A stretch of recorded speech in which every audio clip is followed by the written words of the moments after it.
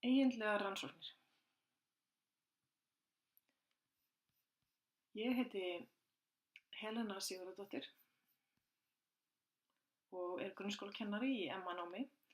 Ég er á UT-línu hérna í náminu í HA og er áhugamanneskja um lesblindu og nýtingu tækni í námi og kennslu. Ég er gaman að þróunarstarfi í kennslu, ferðalögum, blaki og skíðum. Þar sem ég á sjálf lesblinda dóttur og margir í fjölskyldunni eru greindir með lesblindu er málið mér hjartleikið. Ég hef alla mína kennaratíð unnið að því að reyna að finna lausnir bæði fyrir nemendur og dóttur mína sem gætu auðveldað þeim námið. Í flestu skipulagi mínu í kennslunni gengi út af því að allir séu lesblindir. Síðan ég hóf að nýta tækni markvisst í minni kennslu hef ég reynt að finna forrit og tæki sem geta aðstoðað við lestur, hlustun og skrif. Því fannst mér tilvalið að nýta mér MA-námi til að dýpka rannsóknarskilning minn á fyrirbærinu og ákvað að setja saman þessa rannsókn tækifærin sem felast í tækniheiminum. En verkefnið ber heitið Tæknileg tækifæri, nýting tækni í námi lesblindra. Ótal margar rannsóknir hafa verið gerðar af lesblindum einstaklingum í gegnum tíðina en mikið hefur breyst með tæknilegum tækifærum í tengslum við notkun á snjalltækjum og tölvum í námi þeirra. Rannsóknin fjallar möguleika á nýtingu tækni í námi og kennslu einstaklingra með lesblindu. Tilgangur rannsóknarinnar er að rannsaka reynslu lesblindra við að nýta sér tækni við nám og þá aðallega því sem snýr að lestri. Rannsóknarspurningin sem gengið var út frá var svohljóðandi: Hver er reynsla lesblindra ungra kvenna af því að nýta sér tækni við nám eða lestur? Markmiðið með rannsókninni er að reyna að komast að því hvort að notkun tækni til náms eða lesturs hjá lesblindum einstaklingum hefur haft áhrif á líðan og daglegt líf, getu til náms eða samvinnu við aðra í tengslum við lestur og nám.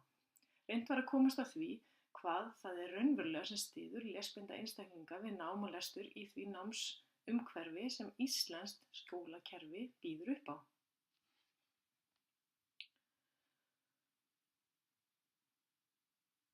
Ýmsar rannsóknir hafa verið gerðar efnið en hafa ber í huga að ekki eru mörg ár síðan að snjalltæki komu á almennan markað. En snjalltæki og tölvur verða sífellt vinsælt hjálpartæki í skólastarfi og samkvæmt rannsóknum meðal annars hjá Habib, Lund og Johnson og Moyer sem voru gerðar frá árunum 2012 til 2015 það var ekki eingöngu verið að nýta þau til afþreyingar eins og hlusta á tónlist eða spila leiki heldur því skipulagningar og aðstöður við nám og kennslu. Tækin bjóða upp á ótal möguleika til einstaklingsmiðanir í námi, þau henta einkar vel nemendum með námsörðuleika vegna möguleika á gagnvirkni og fjölbreytni við val námsaðferða. Með tækjanum er hægt að fá aðstoð við upplestur, texta, leiðréttingaforrit til að auðvelda réttritun, ýmisforrit til að auðvelda skipulag eða glósa texta. Rannsakendur hafa meðal annars komist að því að snjalltæki og tölvur auðvelda nemendum með lesblindu námið á marga vegu.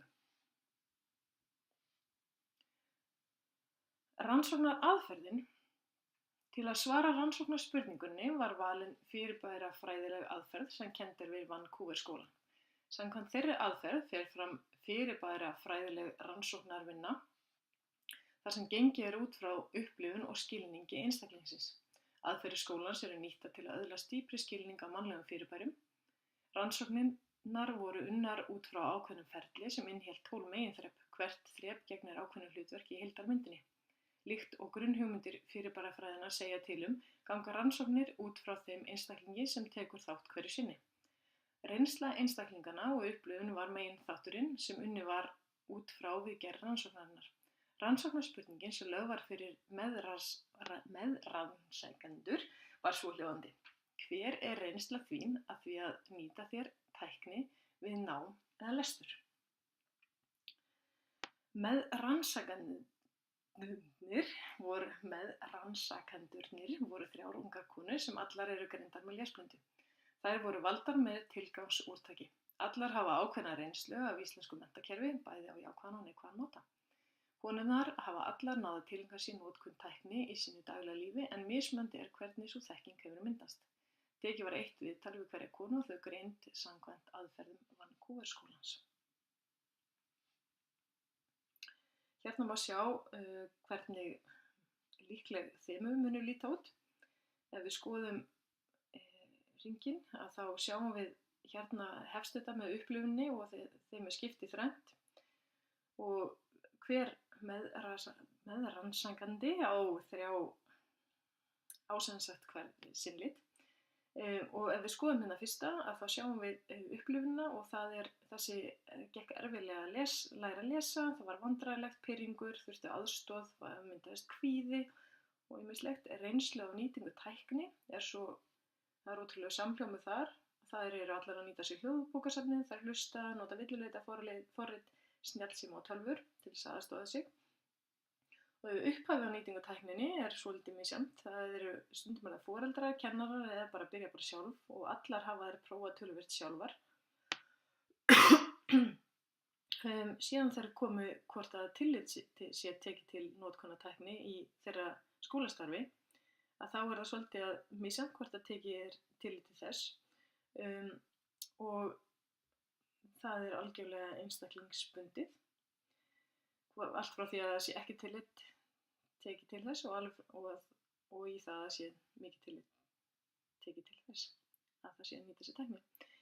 En síðan ef við skoðum árangurinn að þá hefur þetta skilað þeim öllum jákvæðum eða bættum árangri í þeirra námi og daglega lífi. Síðan er það væntanlega niðurstöður. Samkvæmt þessari töflu benda niðurstöður sem komnar á þessum tímapunkti til þess að samhljómur sé úr niðurstöðum rannsóknarinnar og þeim rannsóknum sem notaðar voru í fræðilega hluta verkefnisins.